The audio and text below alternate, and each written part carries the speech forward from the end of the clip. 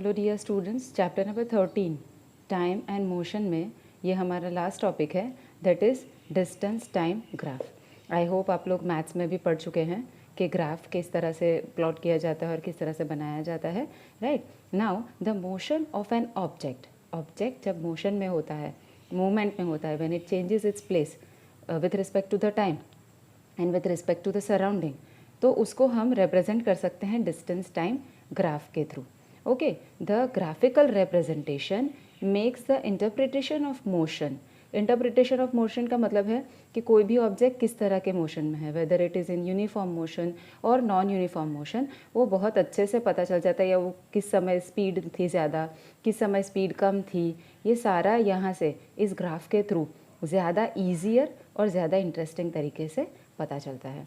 In a distance time graph, distance is always taken along the y-axis while the time is taken along the x-axis. This is y-axis and this is x-axis. तो x-axis के along हम time को mention करते हैं और y-axis में distance में mention किया जाता है। Let us depict the motion of a car through distance time graph. एक कार A है, उसका मोशन कैसा है ये हम ग्राफ के द्वारा डिपिक्ट करेंगे। For this follow the steps given below. अब आपको कोई भी ग्राफ, कोई भी एक ऑब्जेक्ट दिया है, उसका मोशन आपको बताया गया है, उसका आपको वैल्यूज़ दी गई है कि इस समय में इतनी स्पीड थी, इस समय में इतना डिस्टेंस कवर किया था। तो वो जब आपको पता चलता है, ये चीज़ें अगर आपके पास होती है, तो आपको ये फॉलोइंग स्टेप्स को मेंशन करने, ये फॉलोइंग स्टेप्स को आपको फॉलो करना है एंड देन आप अच्छे से अपनी तरह से ग्राफ आप बना सकते हैं। On a graph paper take time along X axis, ये पहले भी बताया है कि टाइम को हमेशा एक्स एक्सिस के अलोंग लेते हैं और डिस्टेंस को वाई एक्सिस के अलोंग लेते हैं। नाउ अब यहाँ पर दिया है 9:45, ये हमें दिया गया है कार ए के बारे में। आगे का हमारा पेज है, ये कार ए की जो डिस्टेंस और टाइम दिया गया है, इन वैल्यूज़ के बेसिस पे ये वाला ग्राफ यहाँ पर प्लॉट किया गया है। तो 9:45 यहाँ पर आपको दिख रहा है 9:45 AM। तो ये 9:45 AM है, तब ये ज़ीरो डिस्टेंस कवर किया था क्योंकि उसने स्टार्ट नहीं किया था उस समय, इसीलिए उसको ज़ीरो पे यहाँ पर 9:45 AM लिया गया है। और इसी तरह से डिस्टेंस ज़ीरो लिया गया है, वाई? क्योंकि उस वक्त उसने डिस्टेंस कोई भी कवर नहीं किया था, उसने सिर्फ स्टार्ट किया था। यहाँ पर आपको दिखाया गया है 9:45 AM पे ज़ीरो डिस्टेंस उसने कवर किया है क्योंकि तब तक उसने अपना मोशन स्टार्ट नहीं किया था। तो इसीलिए यहाँ जो ज़ीरो वाला पॉइंट है, यहाँ पर टाइम दिया गया है 9:45 AM, क्योंकि उस समय 9:45 AM जब हुआ था, जब ये टाइम हुआ था, तब उस कार ने कोई भी डिस्टेंस कवर नहीं किया था। 9:45 से 10 AM के बीच में, 9:45 से 10 से 10:15 से 10:30, आप देखिए यहाँ इक्वल टाइम पीरियड होता है, मतलब जो गैप है वो इक्वल है। 9:45 से 10 is 15 minutes, 10 to 10:15 is 15 minutes, फिर यहाँ भी 15 मिनट्स का गैप है, यहाँ भी 15 मिनट्स का। तो ये हमेशा इक्वल होना चाहिए। आप यहाँ जो वैल्यूज़ पुट करोगे वो हमेशा इक्वल होनी चाहिए, और ज़रूरी नहीं है, इट डिपेंड्स कि आपको क्या वैल्यूज़ दी गई है। अगर आपको टाइम दिया है 9 से 10, 10 से 11, 11 to 12, तो आप इसको इस तरह से भी मेंशन कर सकते हो, बट हाँ, गैप जो होगा वो हमेशा इक्वल होना चाहिए। आपको इसी तरह से यहाँ पर वैल्यूज़ पुट करनी है। नाउ जब 9:45 से 10 AM हुए, मतलब 15 मिनट्स में उस कार ने कितना डिस्टेंस कवर किया होगा, ये हम आगे वैल्यू से बताएंगे, बट तब तक आपको ये वैल्यूज़ यहाँ पर ग्राफ में लिख देनी है। और यहाँ पर भी देखिए इक्वल मेंटेन किया गया है। गैप जो है 0 to 10 किलोमीटर, 10 to 20 किलोमीटर, तो हर बार 10 किलोमीटर का भी डिफरेंस है, तो ये भी हमेशा ध्यान रखना है। Analyse the given data and make a proper choice of scale for time and distance. आप जो स्केल डिसाइड करोगे, टाइम और डिस्टेंस का स्केल, वो प्रॉपर होना चाहिए। वो डिपेंड कर रहा है, मैंने कहा आपको वैल्यू कितनी मिली है उस पर डिपेंड करता है। जैसे यहाँ वैल्यूज़ मिले 9:45 से 10, 10 to 10:15, 10:15 to 30, तो इक्वल टाइम तो है यहाँ पर। अगर वो इक्वल नहीं होता then you have to make it equal. Okay, normally वो इक्वल दिया जाता है। नाउ यहाँ पर आप देखिए, यहाँ पर टाइम ना देकर यहाँ मिनट्स में दिया गया है कि 0 to 15, मतलब 15 मिनट्स में इतना डिस्टेंस कवर किया, देन 15 to 30 में इतना डिस्टेंस कवर किया, बट हर बार डिफरेंस 15 मिनट्स ही है। तो यहाँ पर स्केल क्या लिया गया है, X axis 2 units is equal to 15 minutes.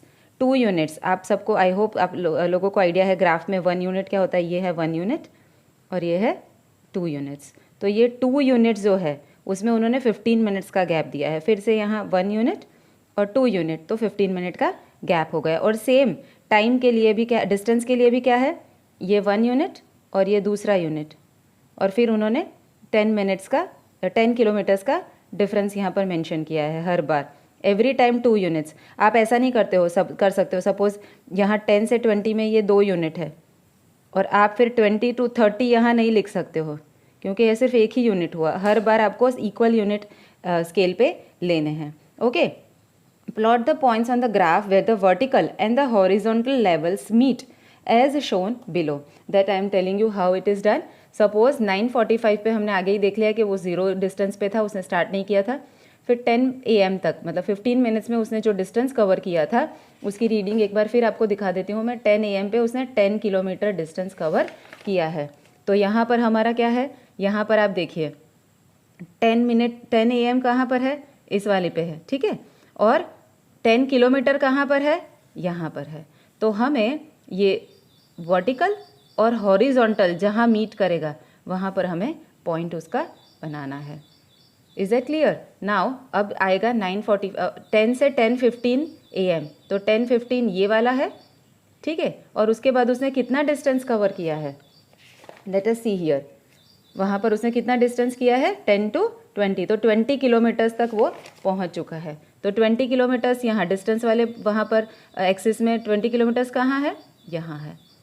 तो फिर हम क्या करेंगे, एक स्केल ले सकते हैं और ये हॉरिजॉन्टल और इसका वर्टिकल ये कहाँ मीट करेगा वहाँ पर एक हम पॉइंट बनाएंगे। इसी तरह से हमें आगे भी हर पॉइंट को बताना है, डिपिक्ट करना है। नाउ जॉइन द पॉइंट्स, अब आप इस पॉइंट को जॉइन कर लेंगे। You can use a scale, और आप ये पॉइंट्स देखिए, ये सारे यहाँ पर हमने जोड़ लिए हैं। नाउ जब ये लाइन पॉइंट्स को जोड़ने के बाद एकदम स्ट्रेट लाइन हमें मिलती है, इसका मतलब है कि ये जो ऑब्जेक्ट था, ये कार ए जो थी, it was in uniform motion. और जब वो सेम नहीं मिलता है, मतलब वो स्ट्रेट लाइन नहीं मिलती है, तो वो नॉन यूनिफॉर्म मोशन में है। The graph obtained for uniform motion is a straight line. Always remember, जब स्ट्रेट लाइन होगा इसका मतलब है कि जो ऑब्जेक्ट है वो यूनिफॉर्म मोशन में है। Now let us make the distance time graph for car B which described a non uniform motion. अब यहाँ पर हमें कार बी की जो रीडिंग दिए गए हैं उसको हमें यहाँ पर मेंशन करना है। तो यहाँ पर भी था कि 0 मिनट्स पे तो उसने 0 डिस्टेंस कवर किया था, फिर जब वो 15 मिनट्स के बाद उसने 5 किलोमीटर डिस्टेंस कवर किया था, 15 to 30 मिनट्स के बाद उसने 15 किलोमीटर्स डिस्टेंस कवर किया था। तो पहले हम पॉइंट्स को प्लॉट कर देंगे वहाँ पर और फिर हम उन पॉइंट्स को हम जोड़ देंगे। Now as you can see in this graph, आपको ये ग्राफ की लाइन स्ट्रेट नहीं मिल रही है, यहाँ से ये अलग जा रहा है। तो this is not a straight line and it indicates कि ये जो कार बी थी वो नॉन यूनिफॉर्म मोशन में थी। The graph for non uniform motion does not show a straight line, वो स्ट्रेट लाइन नहीं दिखाता है। The inclination that the line of the graph makes with the horizontal or the x-axis is called the slope of the graph और gradient। यहाँ पर ये जो angle बनाता है, इंक्लिनेशन जो होता है ग्राफ का, किसके थ्रू, एक्स एक्सिस के अलोंग, एक्स एक्सिस के अगर कंपैरिजन करें तो इसका जो इंक्लिनेशन होता है उसे स्लोप ऑफ द ग्राफ कहते हैं या ग्रेडियंट कहते हैं। It indicates the speed of the vehicle, वो व्हीकल की स्पीड बताता है। जैसे यहाँ पर मैं बता रही हूँ कि यहाँ तो ये सीधा जा रहा है, फिर अचानक ये देखो एकदम स्टीप हो गया, स्टीप हो गया ये ऐसे ऊपर की तरफ, तो इसका क्या मतलब है, ये उसका झुकाव कहाँ ज़्यादा हो रहा है, डिस्टेंस की तरफ, राइट।